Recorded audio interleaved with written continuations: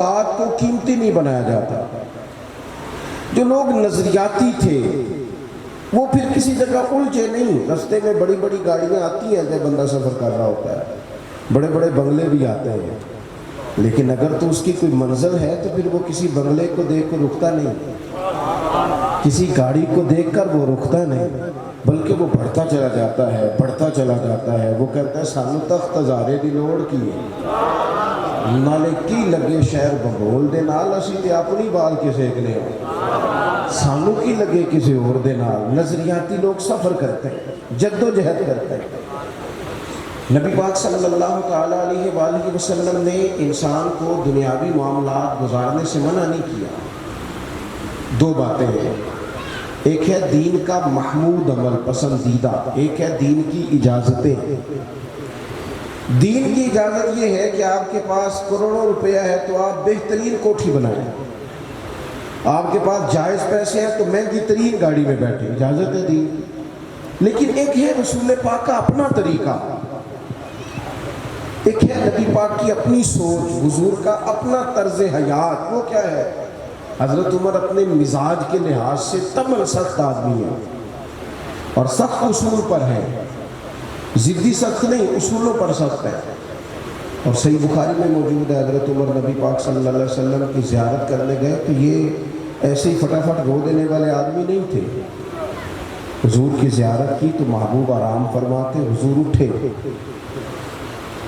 نبی پاک اٹھے حضرت عمر سے ملنے کے لیے تو ذرا کمر مبارک سے کپڑا ہٹا تو موٹے موٹے بان کی چارپائی ہوتی ہے نا کہ موجودی منجی آپ کی دسی، اس کے نشان حضور کی کمر مبارک پر۔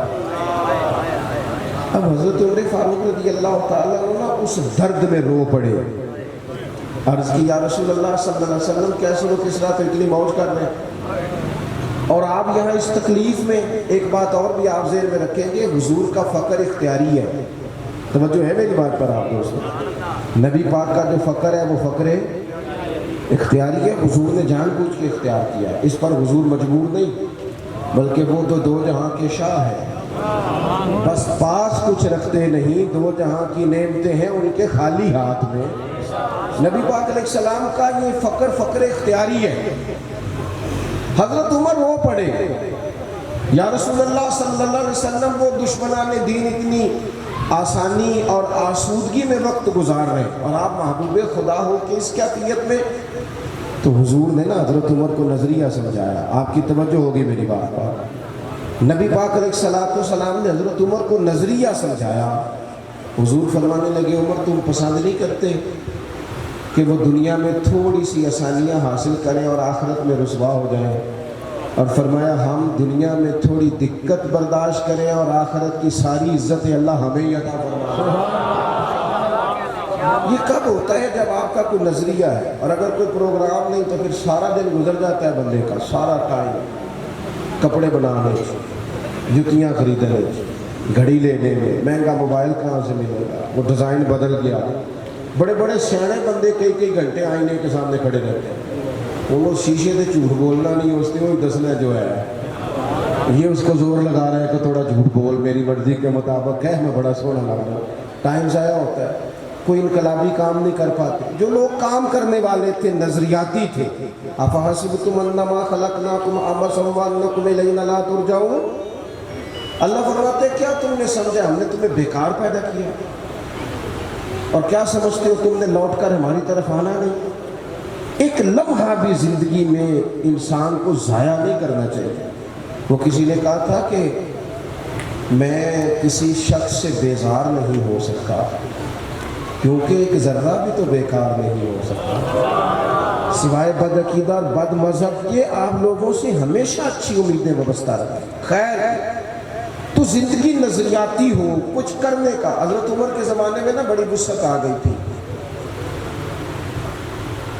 حضرت عبد الرحمن ابن عوف رضی اللہ تعالیٰ عنہ جب مال غنیمت لے کے بحرین سے واپس آئے تھے تو وہ اتنا بڑا ڈھیر تھا مسجد نبوی شریف میں کہ جو اونچے قد والے لوگ تھے نا، بڑے قد والے، وہ بھی اس مال کے پیچھے چھپ رہے تھے، اتنا مال کا ڈھیر آیا، وسعت آ گئی۔ اب اللہ تعالیٰ نعمت دے تو حدیث بھی موجود ہے کہ اس کا اثر دیکھنا رب پسند کرتا ہے۔ تو وسعت آ گئی. اب نا کچھ چیزیں ذہن میں لوگوں کے آ جاتی ہیں. ویسے بھی جو ہمارے بچے ہیں نا آج کل نئی نسل مشورے بھی زیادہ دیتی ہے. تو صحابہ نے بھی اکٹھے ہو کے ایک مشورہ کیا کہ یار اللہ نے وسعت بھی دے دی ہے. 25-25 ہزار دینار 50-50 ہزار دینار بدری صحابہ کو مال غنیمت میں ملنے لگے. پر عمر کا کرتا وہی پرانا پہ بندے لگے ہوئے. اللہ نے گنجائش دی ہے تو لباس بدلنے میں حرج کیا ہے. بچے مشورے دیتے ہیں نا. اور میں ایک دن اپنے علاقے میں ایک شادی پہ جا رہا تھا تو میرے بڑے پیار والے ہیں وہ سنگی, ان کا بیٹا بھی ساتھ تھا. تو میرے آگے آگے وہ چل رہے تھے, وہ بھی مدعو تھے شادی میں. تو پتر اپنے والد صاحب سے بات کر رہا تھا, کہہ رہا تھا ابا جی اتنے نہ جا کے انہیں میٹھے چولاں تے سالن پا کے نہ کھایا جی, بےزتی ہوتی بندے کی, یہ آپ چھوڑ گئے کہاں. تو میں تھوڑا سا پیچھے تھا, میں نے اس کو بیٹے کو جا کے میں نے کہا یار تو اصل میں لیٹ آیا, جلدی آ جاتا ہے نہ سیانا ہونا بھی سارے, اس لیے تھوڑے نادان رہ گئے کہ آپ دیر سے آئے. بچے مشورے دیتے ہیں, ماحول ہوتا ہے, بتایا جاتا ہے حالات بدل گئے جی, اب تو یہ ہو گیا جی, اب تو وہ کرنا پڑے گا. مزاج ہوتا ہے, سارا کچھ تبدیل ہونا چاہیے, دور کے ساتھ بدلنا چاہیے, لیکن نظریات تو نہیں نا بدل جانا چاہیے, عقائد میں تو فرق نہیں نا آ جانا چاہیے. حضرت فاروق اعظم سے عرض کرنی ہے کہ جناب کرتا تو نیا لے لیں, وسعت بھی اللہ نے دیا, وہی پھٹا پرانا اتنے پیبند لگے ہوئے. مسجد نبوی شریف میں بیٹھ کے میٹنگ ہو گئی, کہنا ہے جی کہنا ہے جی. جب طے کر لیا تو ایک صحابی بولے, کہنے لگے سیانے تو بڑے ہو, طے تو کر لیا ہے کہ حضرت عمر سے کہنا کرتا نیا لے لیں, پر اس شیر کا نام بھی بتاؤ جو سیدنا عمر سے بات کرے گا. بندہ دلیر ہے تمہارے پاس؟ حضرت ابو دردہ کہنے لگے ہاں جی ہے نا ایک بندہ. کہا کون؟ کہنے لگے مولا علی شیر خدا.